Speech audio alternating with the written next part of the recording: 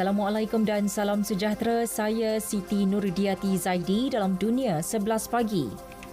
Seramai 13 orang dilaporkan terkorban dalam kejadian tanah runtuh di utara daerah Kinnaur, India.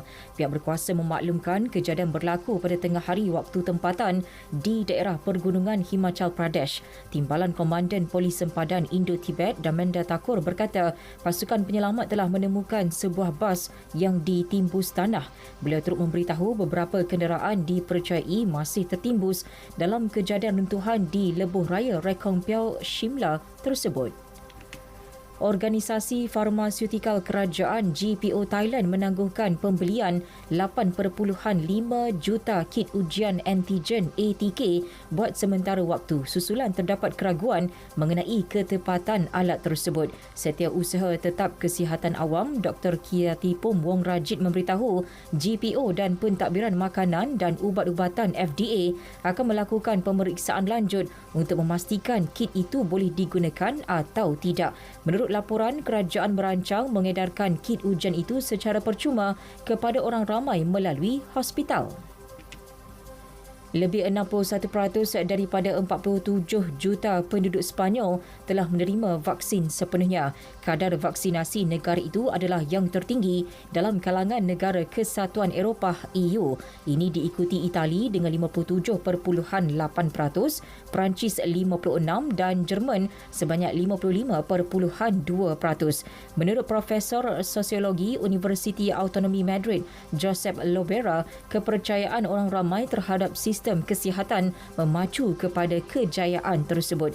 Kajian oleh Imperial College London yang diterbitkan pada Jun lalu turut mendapati 79% rakyat Sepanyol percaya vaksin COVID-19 mampu melindungi mereka berbanding 62% di Amerika Syarikat, 56% di Perancis dan 47% di Jepun. Argentina memulakan kempen pemberian vaksin COVID-19 keluaran Rusia Sputnik V yang dihasilkan secara domestik. Ia dihasilkan oleh syarikat farmaseutikal tempatan Laboratorios Richmond. Setakat ini 995,000 unit bagi dos pertama dan 152,000 unit dos kedua telah dihasilkan. 2 juta dos lagi dijangka siap bulan ini. Pemberian vaksin Sputnik V memerlukan suntikan 2 dos berbeza dan tidak boleh dicampur dengan vaksin lain. Pada Disember tahun lalu, vaksin itu menjadi yang pertama ditawarkan di Argentina. Namun ia menghadapi masalah kelewatan bekalan dos kedua. Sehingga kini 20% populasi Argentina telah menerima 2 dos lengkap manakala hampir 59% telah menerima sekurang-kurangnya 1 dos. Pertubuhan Kesihatan Sedunia WHO menggesa kerajaan China agar berkongsi data kes-kes jangkitan terawal COVID-19 agar siasatan mengesan asal pandemik itu dapat diteruskan. Beijing juga digesa menyalurkan maklumat tentang teori kontroversi berhubung kebocoran makmal virologi di Wuhan. WHO dalam satu kenyataan menegaskan mengenal pasti asal pandemik terburuk dalam tempoh 1 abad itu adalah sangat penting. Akses kepada semua data diperlukan agar siri siasatan seterusnya dapat dimulakan secepat mungkin.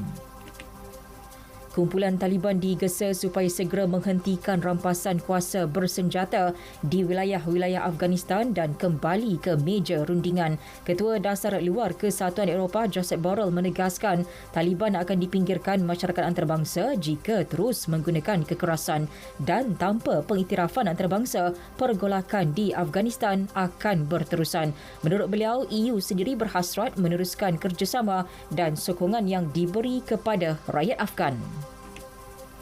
3,000 anggota tentera Amerika Syarikat akan dikerahkan ke lapangan terbang antarabangsa Hamid Karzai untuk membawa keluar kaki tangan kedutaannya dari Kabul. Ia berikutan kemarahan kumpulan Taliban yang semakin hampir ke ibu negara Afghanistan itu. Jurucakap Jabatan Pertahanan John Kirby berkata kumpulan pertama melibatkan 3 batalion infanteri akan memulakan misi dalam masa sehari dua ini. Dalam masa sama, sebuah pasukan infanteri 4,000 anggota akan ditempatkan ditempatkan di Kuwait sebagai langkah berwaspada manakala 1,000 lagi anggota ditempatkan di Qatar. Mereka akan membantu operasi pemindahan ribuan warga Afghan yang berkhidmat dengan tentera Amerika termasuk sebagai juru bahasa. Sekian berita yang disunting oleh Ashrik Fahmi Ahmad dari Pusat Berita RTM. Assalamualaikum dan salam sejahtera.